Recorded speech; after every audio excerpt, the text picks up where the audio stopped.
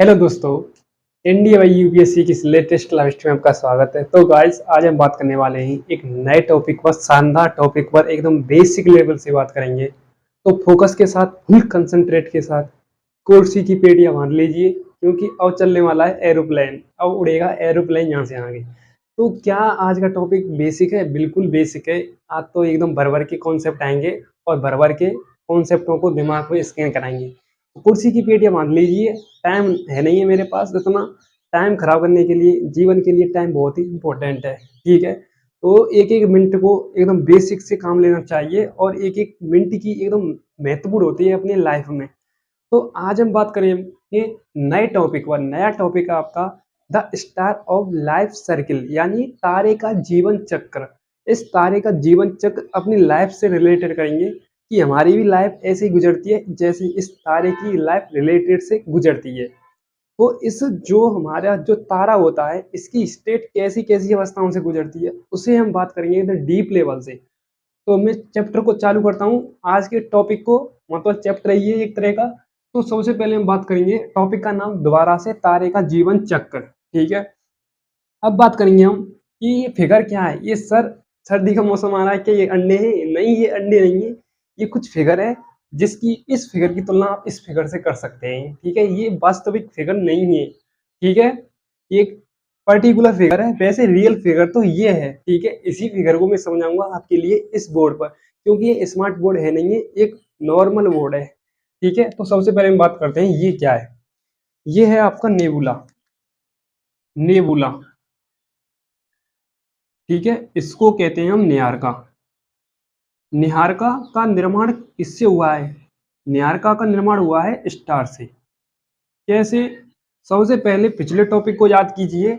जब मैंने गैलेक्सी पढ़ाई थी आपके लिए यूनिवर्स टॉपिक में, तो मैंने गैलेक्सी में बताया था कि तारे एक जगह पर उपस्थित होते हैं, कहीं पर ज्यादा उपस्थित होते हैं, कहीं पर कम उपस्थित होते हैं। तो जहां पर गैलेक्सी के अंदर तारे का संकेंद्रण अधिक पाया जाता है, तो तारे आपस में टकराएंगे। टकराने के बाद आपसे मरेंगे, कटेंगे। जैसे बाई चांस आपके विलेज में, मतलब आपके गांव में जहां पर ज्यादा लोग होंगे, तो उनके बीच तू तू में होगी, लड़ाई होगी, तो किसी की चोट भी पहुंचेगी, किसी को बहुत ही ज्यादा गहरी चोट पहुंचेगी। ऐसी स्थिति इनकी है। गैलेक्सी के अंदर जब तारे पर्टिकुलर मात्रा में उपस्थित होते हैं और पर्टिकुलर अमाउंट से ज्यादा उपस्थित होते हैं, तो तारे आपस में टकराते हैं। टकराने के बाद उनमें एक्सप्लोजन होता है, विस्फोट होता है। तो विस्फोट होने के बाद वहां पर गैस प्लस धूल के कणों का निर्माण होता है। उसी को नाम क्या देते हैं? निहारका। निहारका का निर्माण किससे हुआ? स्टार से हुआ। ठीक है, स्टार में हाइड्रोजन गैस उपस्थित होती है, मतलब हाइड्रोजन से ही स्टार का फॉर्मेशन हुआ है। ठीक है, यहाँ तक क्लियर। उसके बाद बात करते हैं कि सर, स्टार में पर्टिकुलर मात्रा में हाइड्रोजन भी उपस्थित होती है। हाँ बिल्कुल, हाइड्रोजन कैसे? जैसे जब दो हाइड्रोजन के मॉलिक्यूल मिलते हैं तो एक हीलियम के मॉलिक्यूल का निर्माण करते हैं। जब दो हाइड्रोजन के मॉलिक्यूल मिलेंगे तो एक हीलियम के मॉलिक्यूल का निर्माण करेंगे, और इनसे ऊर्जा किसके रूप में निकलेगी? इनसे ऊर्जा निकलेगी फोटोन के रूप में। किसके रूप में निकलेगी इनसे ऊर्जा? फोटोनों के रूप में। ठीक है, यहाँ तक क्लियर। दोबारा से, एक बार दोबारा से देखो। गैलेक्सी आपने चैप्टर पढ़ा होगा। गैलेक्सी को पढ़िए पहले, तब आगे इस टॉपिक को अटेंड कीजिए, क्योंकि गैलेक्सी एक ऐसा टॉपिक है जिस पर यह टॉपिक टिका हुआ है। तो गैलेक्सी मैंने क्या बताया था कि गैलेक्सी हमारी बहुत ही बड़ी गैलेक्सी है। ठीक है, बोले तो आकाशगंगा। हमारे यूनिवर्स में अनेकों आकाशगंगा उपस्थित होती हैं। ठीक है, ये ऐसा नहीं है कि एक ही आकाशगंगा है। ये तो हमारी पृथ्वी की आकाशगंगा की बात कर रहा हूँ, जहाँ पर तारे पर्टिकुलर मात्रा में उपस्थित होते हैं। कहीं पर तारे उपस्थित ज्यादा होते हैं, यानी तारे का संकेंद्रण ज्यादा उपस्थित होता है, तो उसे हम नाम देते हैं निहार का, बोले तो नेबुला। ठीक है, तो इसका निर्माण सीधे सीधे स्टार से हुआ है। ठीक है, जब दो हाइड्रोजन के मॉलिक्यूल मिलेंगे तो एक हीलियम के मॉलिक्यूल का निर्माण करेंगे, जिनसे ऊर्जा फोटोन के रूप में निकलेगी। ठीक है, अब बात करते हैं ये अगला गोला क्या है। ठीक है, इनसे एक एवरेज स्टार और एक मेसिव स्टार तारे का निर्माण होगा। इसका एक ये होता है आपका एवरेज स्टार। एवरेज स्टार, और ये होता है आपका मेसिव स्टार। ठीक है, एवरेज स्टार और मेसिव स्टार, इन दोनों तारे को एक पर्टिकुलर नेम दिया जाता है जिसे कहते हैं प्रोटो स्टार। प्रोटो स्टार का इंग्लिश में नेम है आदि तारा। ठीक है, आदि तारा, इन दोनों को नाम दिया जाता है आदि तारा। आदि तारा, ठीक है, आदि तारा। आदि तारे का निर्माण कैसे हुआ? हाइड्रोजन प्लस हीलियम के संगमन से प्रोटो स्टार का निर्माण होता है। ठीक है, ये कॉपी में नोट कर लें। उसके बाद बात करते हैं कि सर इसको मेसिव स्टार क्यों कहा जाता है। मेसिव का अर्थ होता है बड़ा। बड़ा क्यों? जैसे बाई चांस आपको तारे का जीवन चक्र जैसे जैसे बड़ा होता जाता है, जैसे जैसे बड़ा होता जाता है, बाई चांस जब आप जन्म लेते हैं तो पर्टिकुलर जब जन्म लेता है बच्चा तो वो 40 से 50 सेंटीमीटर का होता है। जब बाई चांस जैसे बच्चा इतना बड़ा होता है तो पर्टिकुलर 40 से 50 सेंटीमीटर का होता है। सेंटीमीटर, मीटर नहीं, सेंटीमीटर। ठीक है, ऐसी ही स्थिति इस तारे की है। जैसे ये होगा एवरेज स्टार, ये बहुत ही छोटा होगा और इसका रंग होता है पीला। जैसे ये रियल फिगर है, इस रियल फिगर की तुलना कीजिए इस नॉर्मल फिगर की। ठीक है, ये तो मैंने आपके मेरे द्वारा डेवलप किया गया है और रियल फिगर तो ये है। ठीक है, अब देखो इसका रंग होता है पीला, इसका रंग होता है पीला। ठीक है, पूछ सकता है कि एवरेज स्टार का रंग कैसा होता है, वो होता है येलो।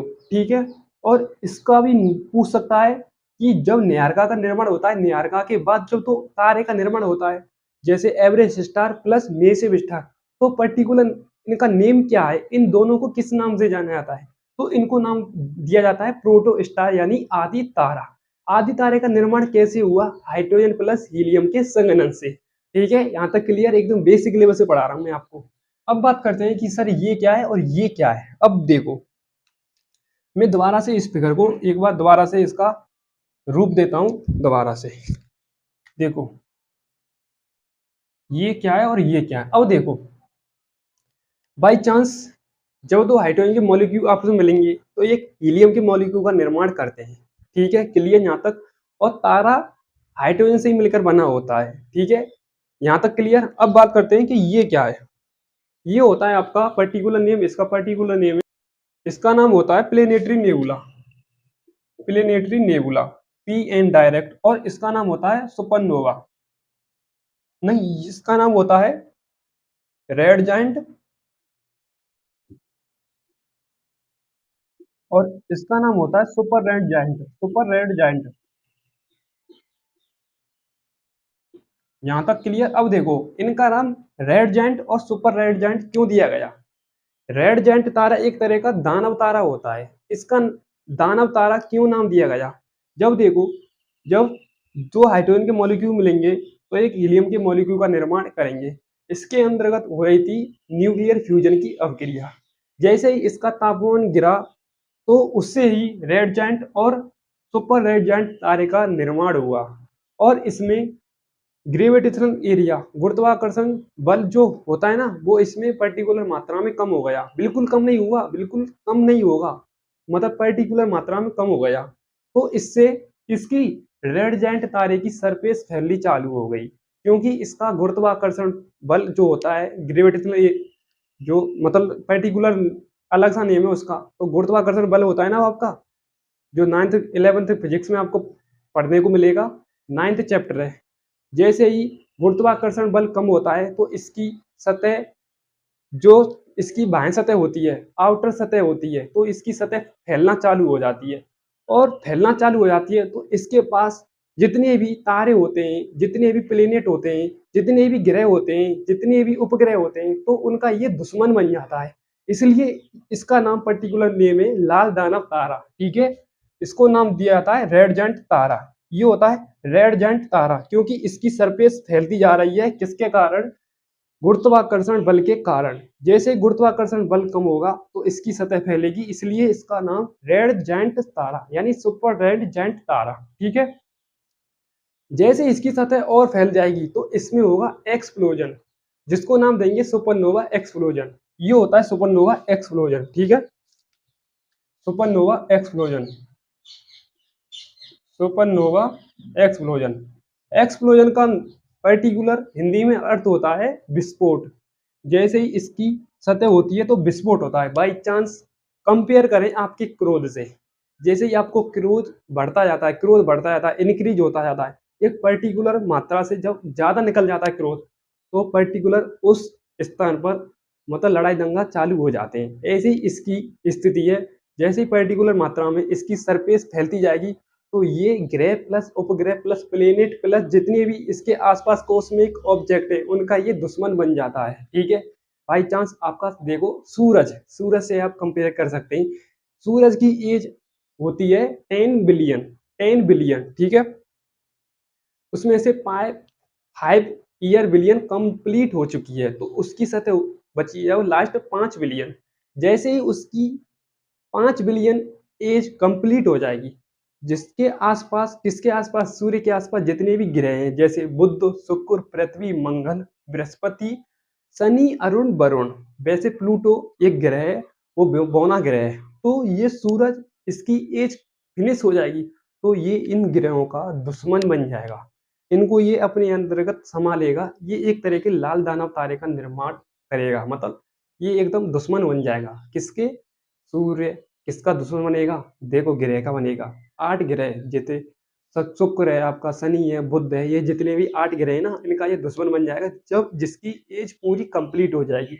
इसी की स्थिति, ऐसे ही इसी की स्थिति है सुपर रेड जायंट तारे की। ठीक है, जैसे ही इसमें एक्सप्लोजन हुआ, तो सुपरनोवा एक्सप्लोजन, सुपरनोवा स्टार का, सुपरनोवा तारे का निर्माण हो गया।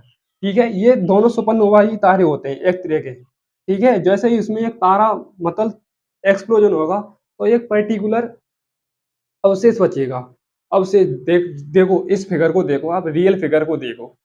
यहाँ पर एक एक तारा है, जैसे ही बाई चांस देखो आप कोई विस्फोट करते हैं, बाई चांस देखो जब तारे का विस्फोट होगा तारे में, तो उसमें एक पर्टिकुलर, उसमें एक अवशेष बचेगा। जिसी अवशेष अवशेष से इसका निर्माण हो गया। इसकी मतलब चमकना, ये इस प्रकार से चमकता है, तो इसकी एक प्रकार से चमकना, मतलब मैं आपको नाम क्या दे सकता हूँ, वैसे ये एक तरह का सुपरनोवाई स्टार होता है। ठीक है, उसके बाद आती है एक लिमिट आती है। ये फिगर बहुत ही खतरनाक है, मेरे को भी कंफ्यूज कर देता है। ठीक है, देखो उसके बाद एक लिमिट आती है, चंद्रशेखर लिमिट। चंद्रशेखर लिमिट की वैल्यू होती है 1.44 मास ऑफ सन। ये होता है सूर्य का द्रव्यमान। क्या होता है ये? सूर्य का द्रव्यमान। यदि सूर्य का द्रव्यमान 1 से कम होगा, ठीक है, तो होगा व्हाइट ड्वार्फ स्टार का निर्माण होगा, यानी श्वेत वामन तारे का निर्माण होगा। श्वेत वामन तारे को जीवाश्म तारा के नाम से जाना जाता है। जीवाश्म तारा भी कहा जाता है। किसको? व्हाइट डार्फ स्टार को, श्वेत वामन तारे को जीवाश्म तारा भी कहा जाता है। ठीक है, उसके बाद यदि इसकी लिमिट 1 से ज्यादा हुई, तो उससे निर्माण होगा आपका ब्लैक होल। प्यारा सा ब्लैक होल, आपकी लाइफ में कभी आपने देखा भी होगा ब्लैक होल। उसका एरिया तो बहुत बड़ा होता है, पर जो ब्लैक होल बनता है एक छोटे से एरिया बन जाता है, जैसे गोल गोल घूमता है ना वो, तो वही होता है आपका ब्लैक होल। ब्लैक होल बहुत ही डेंजरस है और बहुत ही खतरनाक है। ठीक है, मैंने तो पर्टिकुलर एक्सपेरिमेंट करके भी देख लिया है अपनी डेली लाइफ यूज में। जो आता है ना बारिश का पानी, तो एक ऐसा ब्लैक होल सा बन जाता है, जिसमें जो चीज चले जाए ना, तो वो चली जाती है, वापस लौट के नहीं आती। जैसे कंपेयर करें, जैसे सूर्य की यदि किरण उस पर गिरे, तो वो रिफ्लेक्ट होके वापस नहीं आने देता है। ठीक है, बहुत ही खतरनाक है, मतलब ब्लैक होल, इसकी डेंसिटी बहुत ही खतरनाक है, बहुत ही अधिक होती है। ठीक है, और ये हाई ग्रेविटेशनल एरिया होता है, यानी उच्च गुरुत्वाकर्षण क्षेत्र होता है इसके अंतर्गत। ठीक है, ये होता है ब्लैक होल। ये ब्लैक होल ही है एक तरह का, इसका नाम है ब्लैक होल। ब्लैक होल, ठीक है, ब्लैक होल। यहां तक क्लियर? अब बात करते हैं हम अगले पॉइंट की। अब देखो न्यूट्रॉन स्टार क्या होता है, इसका नाम है न्यूट्रॉन स्टार। न्यूट्रॉन स्टार, जैसे इसकी लिमिट कम हुई ना, ज्यादा हुई, कम हुई, तो न्यूट्रॉन स्टार का भी निर्माण होगा। मतलब ये एक तरह का बहुत ही बेकार टॉपिक है। टॉपिक तो ये इंपॉर्टेंट है यहाँ से आगे, वैसे ये फिगर इंपॉर्टेंट है नहीं है। ये भी इंपॉर्टेंट है कि व्हाइट ड्वार्फ स्टार को किस नाम से जाना जाता है? जीवाश्म तारा के नाम से जाना जाता है। और मैंने ब्लैक होल के बारे में बता दिया है। ब्लैक होल की जो परिकल्पना की थी, ब्लैक होल के बारे में बताया था, वो बताया था जॉन विलियर ने। ठीक है, ये भी नाम इंपॉर्टेंट है, जॉन विलियर ने, जॉन विलियर। ठीक है, याद रख लेना विलियर, ये नाम किसने दिया था? जॉन विलियर ने ब्लैक होल का नाम दिया था, इन्होंने ही बताया था ब्लैक होल के बारे में। यहाँ तक क्लियर? मैंने एक एक बात एक्सप्लेन कर दी है। अब बात करते हैं इसकी थ्योरी की। मैं आपके लिए थ्योरी लिखा देता हूँ और थ्योरी को समझते हैं इस फिगर के बारे में। ठीक है, क्लियर? एक बार स्क्रीनशॉट ले लें जल्दी से जल्दी। अब देखो इसकी थ्योरी देखते हैं। छोटी सी थ्योरी है, वैसे ये तो आधी थ्योरी भी नहीं है। यदि आपको पूरी थ्योरी चाहिए तो आप एक बार लिख के, मतलब एक टॉपिक को समझ के एक बार लिखने की कोशिश करना। यदि आपको समझ में आ जाए तो उसको, मतलब पर्टिकुलर कॉपी नोट कर लेना। यदि नहीं समझ में आए तो एक बार कमेंट कर देना थोड़ा सा, ठीक है, 1-2 सेकंड का टाइम निकाल के। तो इस थ्योरी को देखते हैं। थ्योरी में लिखा हुआ तारे का जन्म के साथ साथ शुरू होता है, यानी तारा जन्म के साथ शुरू शुरू होता है। उसके बाद क्या होता है, और उसकी, मतलब वो अनेक अवस्थाओं से गुजरता है। ठीक है, अनेक अवस्थाओं से गुजरता है और मृत्यु से समाप्त हो जाता है। ठीक है, एक्सप्लोजन होता है उसमें। उसके बाद तारे का जीवन चक्र उसके द्रव्यमान से निर्धारित होता है। ठीक है, क्लियर? यहाँ तक। तारे का निर्माण हाइड्रोजन और हीलियम से होता है। जब 2 हाइड्रोजन के मॉलिक्यूल मिलेंगे तो एक हीलियम के मॉलिक्यूल का निर्माण करेंगे। ठीक है, क्लियर? उसके बाद आदि तारा प्रोटोस्टार, इसका निर्माण हाइड्रोजन और हीलियम के संगठन से होता है। उसके बाद एक पर्टिकुलर कॉन्सेप्ट कि जीवाश्म तारा क्या होता है, वो होता है व्हाइट ड्वार्फ, यानी श्वेत वामन तारे को जीवाश्म तारा कहा जाता है। और ब्लैक होल की परिकल्पना किसने दी थी? जॉन विलियर ने। ठीक है, यहाँ तक क्लियर? अब बात करेंगे हम अगले टॉपिक की, वो अगली क्लासेस के साथ। यदि फुल नोट्स चाहिए आपको तो मैं कम्युनिटी में उसका फोटो गेल दूंगा, किसका? इस थ्योरी का। सो गाइस, मिलते हैं ऐसे ही धमाकेदार वीडियो के साथ। आपको यदि ये वीडियो कितनी पसंद आई वो लाइक करें और चैनल को सब्सक्राइब करें और शेयर भी करें दोस्तों के साथ। तो मिलते हैं अगली वीडियो के साथ, तब तक के लिए जय हिंद, जय भारत। Thank you.